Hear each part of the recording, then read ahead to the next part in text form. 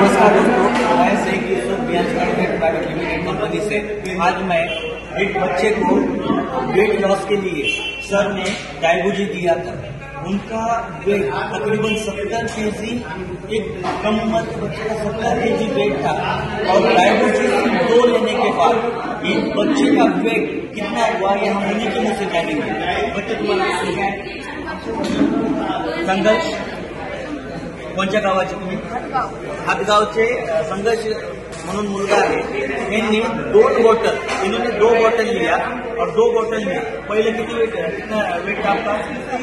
पहले 70 KG wait था और 2 बॉटल पीने पर यानी 1 महीना पीने के बाद लगभग अभी कितना वेट है? 60 केजी वेट है, यानी 10 केजी वेट क्या हुआ है यहाँ से लॉस हुआ है। दोस्तों, अगर आज ये डायबूजी और अमरूद जूस अगर लेने से वेट लॉस हो सकता है तो आज देखा गया घर घर में आज बहुत सारे मरीज हैं। यहाँ से वेट लॉस के प्रॉब्लम है, कैंसर के मरीज हैं। यहाँ से अगर ये यूज अगर हम लोग करेंगे तो आप लोगों के भी घर में ऐसी प्रॉब्लम 100% खत्म कर सकते हैं। जय हिंद।